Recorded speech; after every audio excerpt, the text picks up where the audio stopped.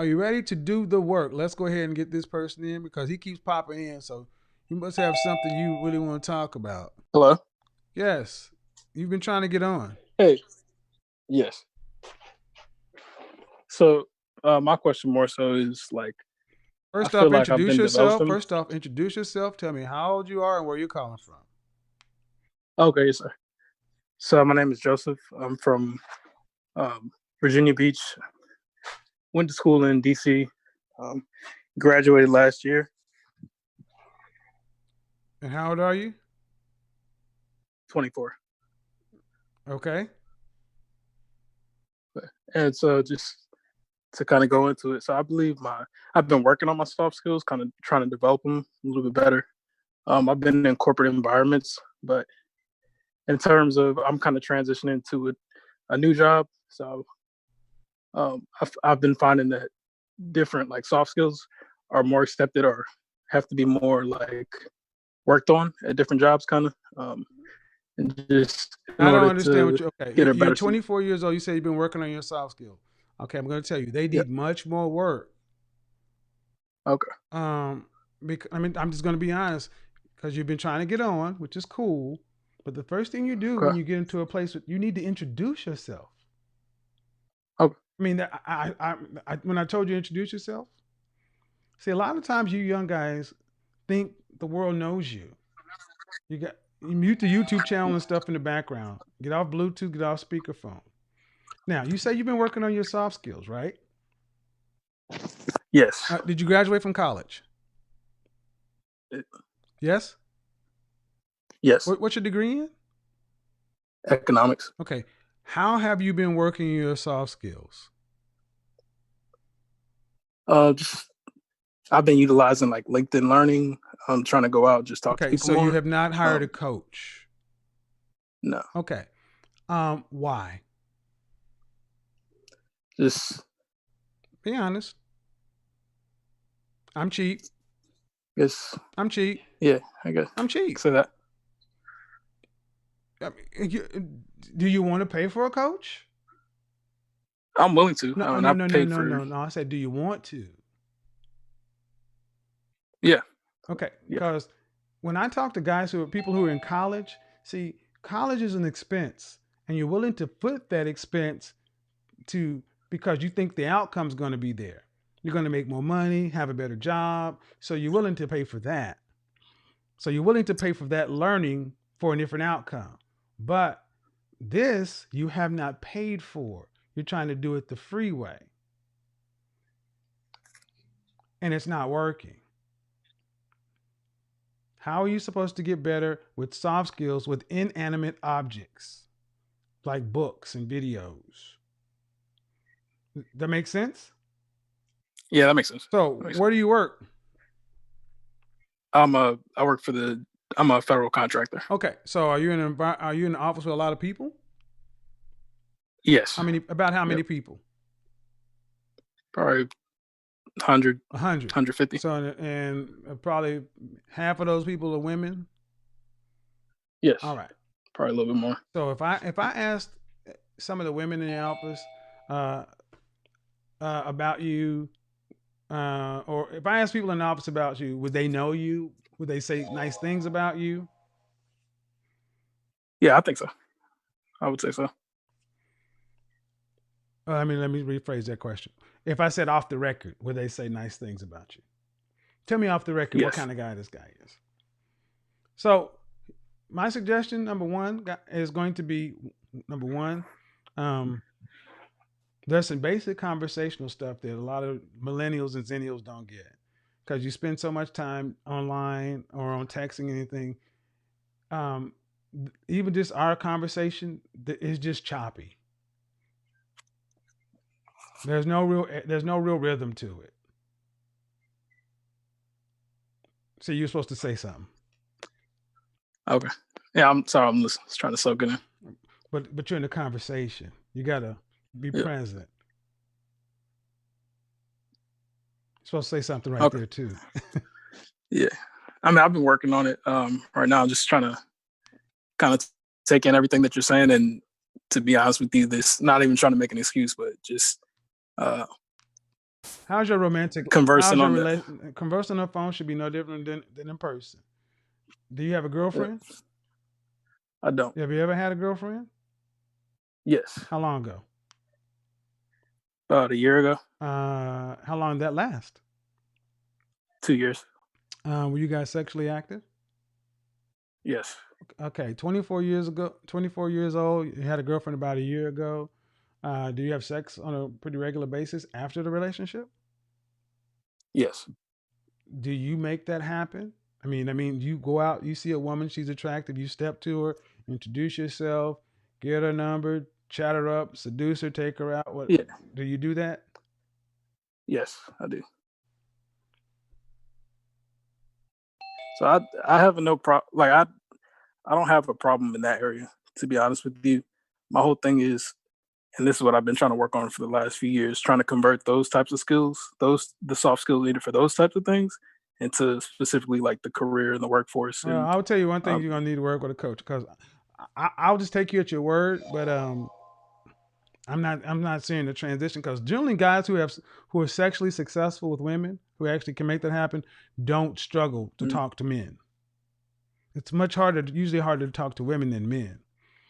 Now I understand in the hookup culture, you guys can sex happens but far more often these days, women are making it happen. If I had more time, I would ask more questions, and I'll be really shocked that if it's what you're trying to say it is. But coaching is what it's going to take. Um, Last couple of questions. How much are you making? make 60, What'd you say? 60, 60, 60K. 60,000. Yeah, 60K. Okay, Sorry. okay. What are you doing with the phone, bro? Hello? It's going in and out. Can you hear me now? Yeah, I'm fine. Got full Yeah, I make 60K sixty a thousand year. dollars. Yep, And what'd you make last year? 50. What's the top end in your position? At your job title?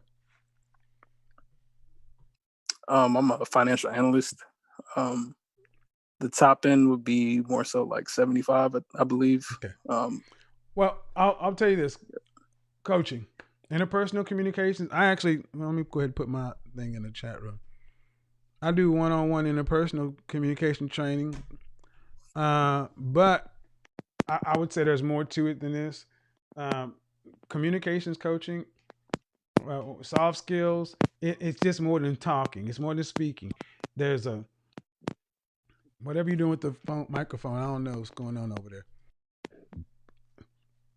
Body language, eye contact, things like that. Because I'll be honest with you, what I'm kind of getting from you, there's some stuff that's kind of missing here, but I can't really go through it much here. I got other people, but yeah, man, coaching, especially if you're making $60,000 a year, you better do it now. Don't wait and stop. And if nothing else, stop trying to do it for free.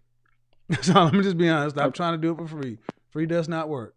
See, anytime you're on top or you're winning and you decide to slow down, there's usually because there's something coming ahead that you don't want to deal with. There's a curve coming up, and your car does well straight, but you don't know how to corner. You can't drift. You can't do something. Well, my the way I used to think back then, I'll wait. I figured out I'll analysis paralysis instead of speed into the corner. Learn, figure out, and one of the best things, one of my best friends, and then he'll tell you, one of the best things I ever learned is to admit I don't know shit. One of the best things I ever learned through therapy is to admit I don't know a damn thing.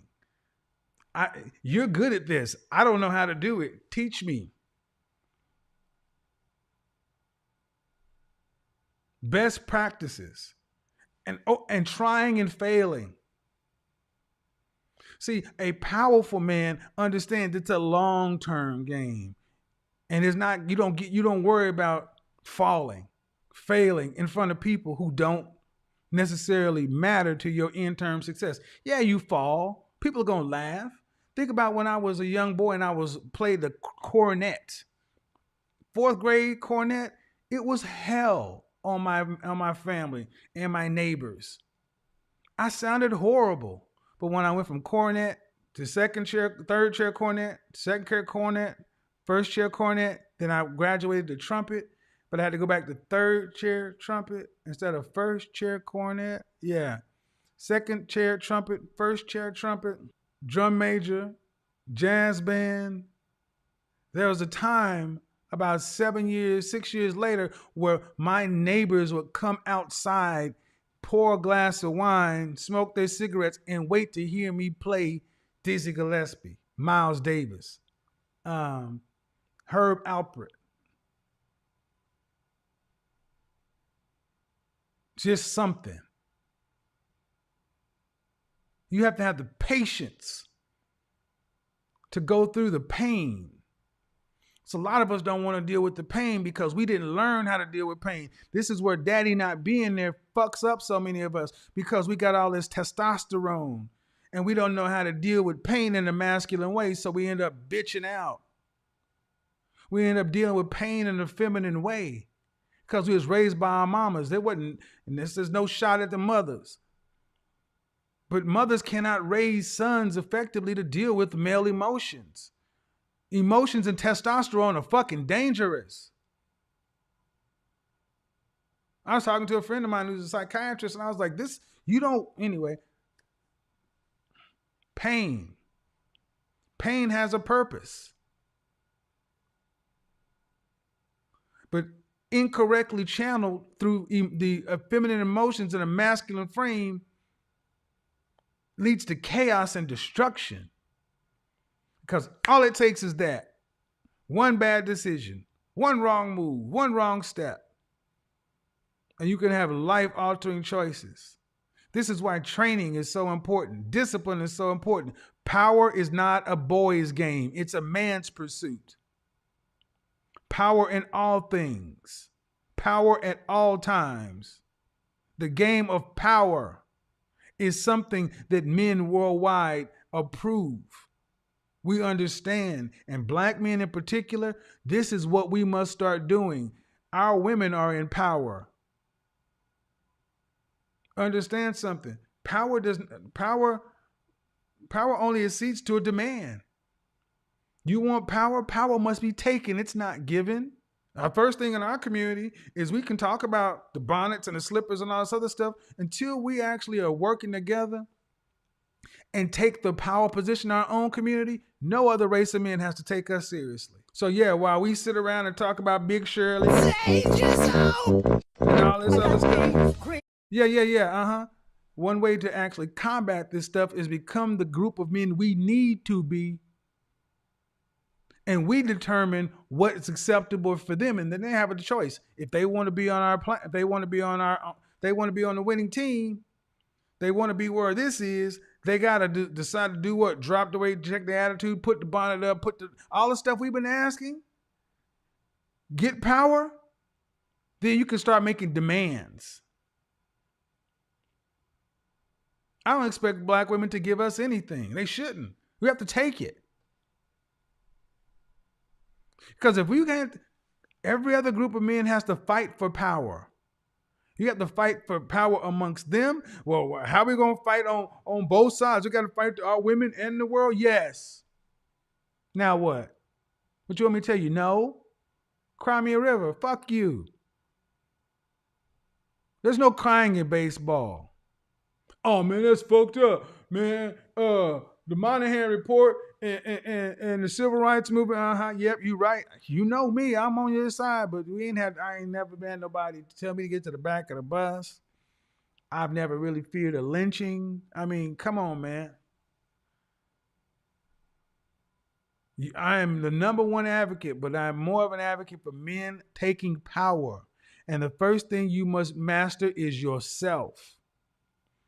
If you cannot master you can call yourself a high value man, an alpha male, a select guy. You can call yourself Rumpelstiltskin is all I care. But you can't lead nobody if they don't choose to follow you. You can pound your chest and say you alpha, alpha, alpha, alpha, alpha, alpha, alpha, alpha. But if they're not following you, what are you going to do? Sign language them? Oh, you should follow me because I'm an alpha. Look at how strong I am. Look at how deep my voice is. Look at my beard. Look at my tattoos. Look at this. Look at that. No. Alphas don't have to walk around saying I'm alpha. Grandfather with a fourth grade education. You've all heard this before. If you got to say I'm a man in my own house, you've already lost. If you got to go ahead and tell people you're an alpha, what?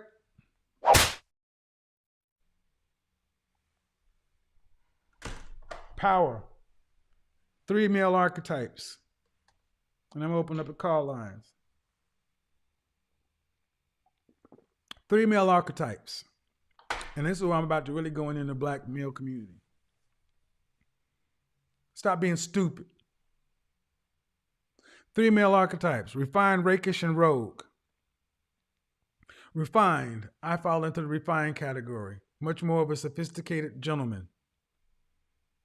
Martinis, that kind of stuff. Don Draper, Mad Men, that's a refined kind of style personality. Rakish, think of Johnny Depp. Think of Johnny Depp. Think of actually Tony Stark in Iron Man. Robert Downey's Tony Stark. He's much more of the rake. And then the rogue. The rogue, think Han Solo, Harrison Ford. Much more of a swashbuckling personality. Refined, rakish, and rogue. I've talked about this. And the more direct translation to the black community will be the pretty boy, the bad boy, and the roughneck. The pretty boy, the bad boy, and the roughneck. The problem is, in our community, we have made it to where only one only one personality is considered to be above all the others.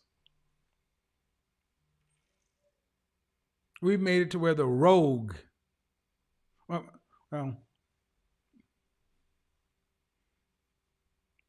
roughneck.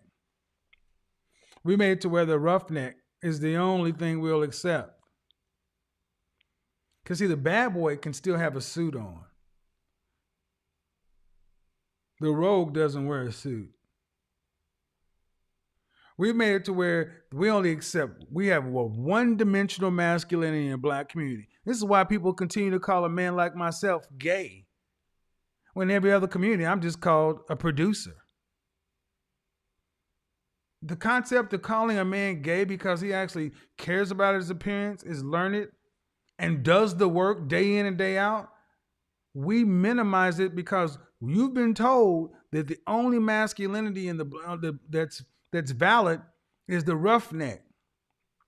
And this is, I'm going to say in Generation X, this is where we dropped the ball. We seeded the ground to gangster rap and hip hop. We went to college and X-Clan and Public Enemy were in.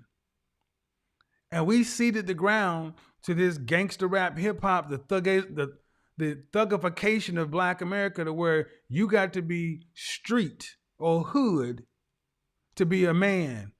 Except that doesn't run any businesses.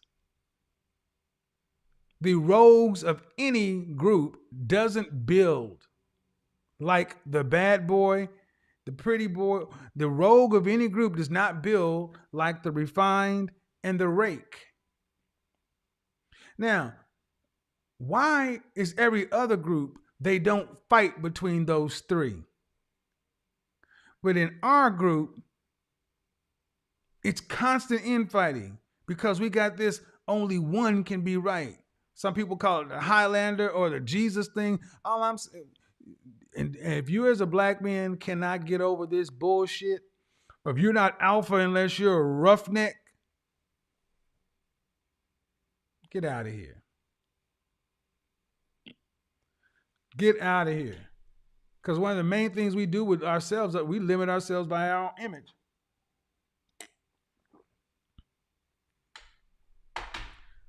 Just Google search black man. Just Google search black man. See what pops up. Then Google search white man. Google search Chinese man, Mexican man, Pakistani man. Just Google and see what images pop up. Now the funny thing is, back in the 50s and 60s, we embraced all three.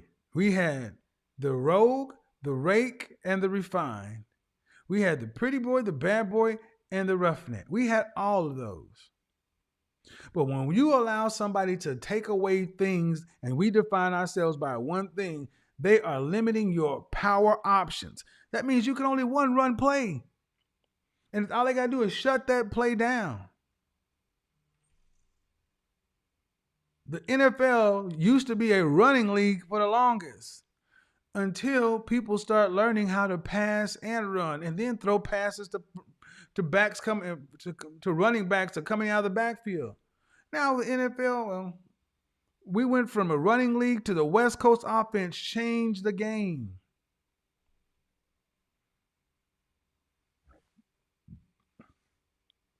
So, gentlemen, I don't care if 80% of us are born out of wedlock. I don't care about institutionalized this or whatever. Every group has its challenges. Prejudice is a human condition. Some sort of ism is a human condition. The trick is to make yourself powerful enough to where it doesn't affect you.